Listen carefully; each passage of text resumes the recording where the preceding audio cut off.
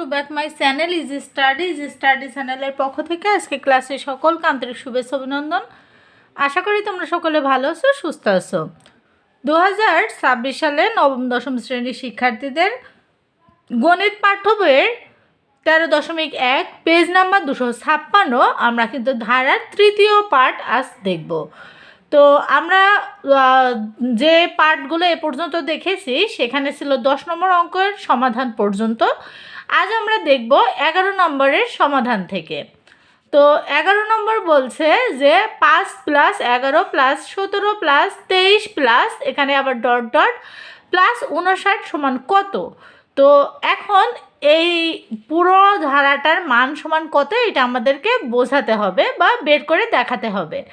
তো এখানে দেখো আমরা কিন্তু গত পার্টগুলো থেকে জেনেছি যে প্রথম পদকে এ দ্বারা প্রকাশ করা হয়, আর যেহেতু এটা আমরা সমান্তর ধারা করছি তো সমান্তর ধারা সাধারণ অন্তর হয়, সাধারণ অন্তরকে ডি দ্বারা প্রকাশ করা হয়। তো ডি সমান কি দ্বিতীয় পদ মাইনাস প্রথম পদ। তো দ্বিতীয় পদ থেকে প্রথম পদের পার্থক্য যেটা আসবে, আবার তৃতীয় পদ থেকে দ্বিতীয় পদের পার্থক্য যদি একই আসে তাহলে সেটা সমান্তর ধারা হয়। যারা জানো না বা বের করতে পারো না তারা অবশ্যই আমার আগের ভিডিওগুলো দেখবা, তাহলে বুঝতে পারবা। তো চলো আমরা এখন 11 নম্বর অঙ্কের সমাধান দেখি। তো দেখো এখানে আমি কিন্তু 11 নম্বর অঙ্কটা উঠিয়ে রেখেছি, এবার বাকি অংশটা আমি তোমাদের সামনে করব। তো এখানে দেখো প্রথমে আমরা অঙ্কটা উঠিয়ে রেখেছি, এখানে প্রথম পদকে এ দ্বারা প্রকাশ করা হয় তাই এ সমান 5, সাধারণ অন্তরকে ডি দ্বারা প্রকাশ করা হয়, এবার ডি সমান দ্বিতীয় পদ মাইনাস প্রথম পদ, তাহলে এখানে দ্বিতীয় পদ ছিল আমাদের 11 তাই 11 নিয়েছি। এখানে দেখো তো এখানে দেখো আমাদের প্রথম যে বিষয়টা বুঝতে হবে সেটা হচ্ছে আমাদের প্রশ্নটায় কি চাওয়া হয়েছে। তো এখানে প্রশ্নটাই বলা হয়েছে যে এইটা সমান কত, অর্থাৎ কততম পদ আমাদের 59 হবে। তো এখানে আমাদের সাধারণ অন্তর যেহেতু সবগুলোর এক, তার মানে এটা সমান্তর ধারা, আর সমান্তর ধারার এনতম পদের মানটা হচ্ছে আমরা জানি a plus n minus 1 into d, এইটাই হচ্ছে আমাদের এনতম পদের মান বের করার সূত্র।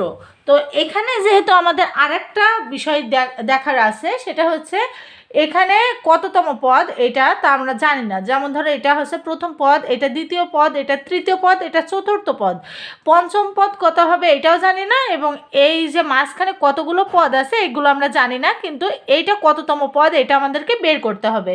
তো ধরে নিই বা মনে করি এনতম পদ হচ্ছে আমাদের 59। তো এখানে আমরা এনতম পদ 59 আমরা এটা লিখলাম।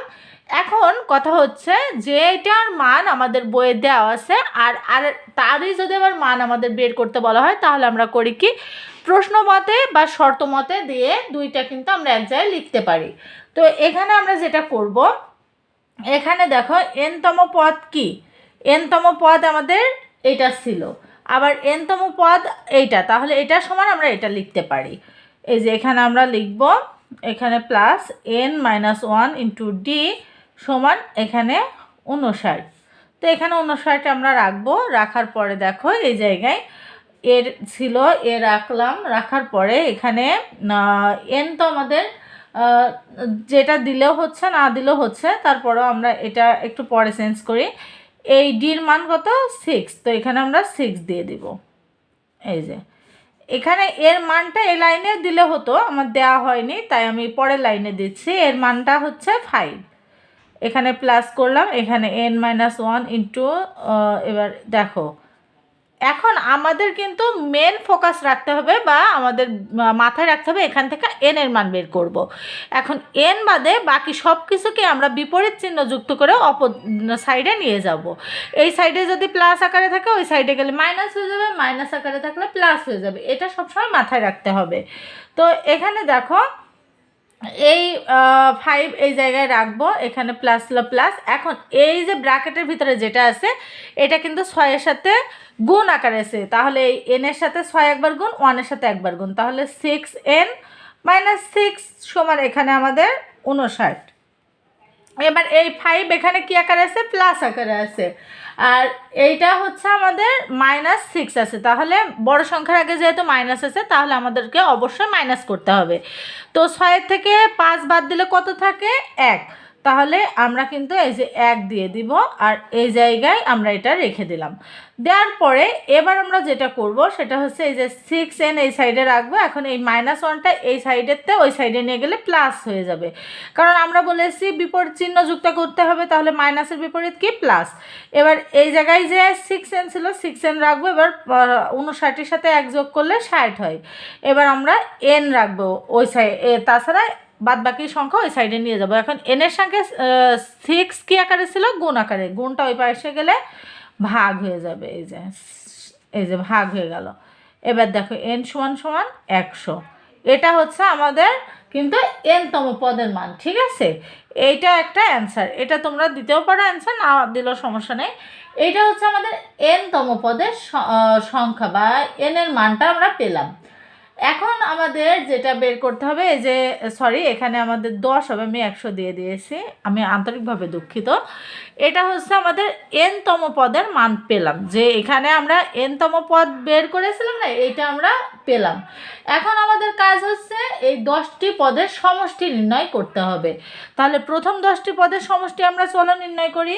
যেহেতু এখানে মান এসে 10, তাই আমাদের বের করতে হবে যে n সংখ্যক পদের সমষ্টি।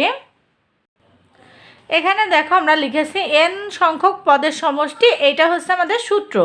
এই সূত্রটা কিন্তু আমি প্রথম ক্লাসে দেখিয়েছিলাম, যখন সব সূত্র সংক্রান্ত একটা ক্লাস নিয়েছিলাম, সেই সূত্রটাতে এটা ছিল। তো তোমরা চাইলে সেখান থেকেও দেখে নিতে পারো, কোনো সমস্যা নেই। আবার এইটা হচ্ছে যখন বলবে সমষ্টি নির্ণয়ের সূত্র তখন এইটা, আর যখন বলবে nতম পদ তখন আমাদের এই সূত্রটা ব্যবহার করতে হবে। তো তারপরে এই জায়গায় আমরা কি করব? 10টি পদের সমষ্টি। তো এই যে এখানে 10 পেলাম, তাই আমরা 10টি পদের সমষ্টি করব। এবার যেখানে যেখানে n আছে সেখানে আমরা শুধু 10 দিয়ে ক্যালকুলেশন করলে আমাদের অ্যান্সার মিলে যাবে। তো এখানে 2 ছিল তাই 2, এখানে এর মান কত? এর মান 5, এখানে প্লাস, এখানে n এর মান কত আমি বললাম, যেখানে যেখানে 10 আছে সেখানে আমাদের শুধু মানটা বসিয়ে দিতে হবে।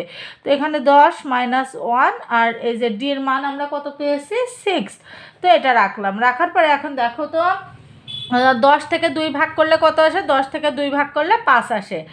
আর এখানে 5 দুগুণে 10, এখানে আমাদের প্লাস ছিল তাই প্লাস, 10 থেকে 1 বাদ দিলে 9, এখানে এটার সাথে গুণ আকারে আছে তাই গুণ হয়ে গেল।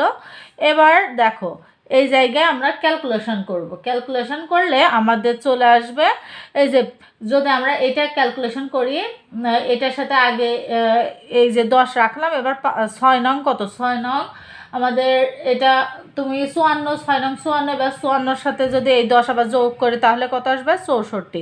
এবার 64-র সাথে যদি আমরা 5 গুণ করি তাহলে আমরা পাবো কত? 320। তো এখানে এই যে 320 হচ্ছে আমাদের মূলত 11 নম্বর প্রশ্নের অ্যান্সার। এটা হচ্ছে আমাদের 11 নম্বর প্রশ্নের অ্যান্সার 320। তো অবশ্যই কিন্তু এই পুরোটাই করতে হবে, শুধু উপরে nতম পদ বের করে রেখে দিলেই কিন্তু অঙ্কটা সম্পূর্ণ হবে না।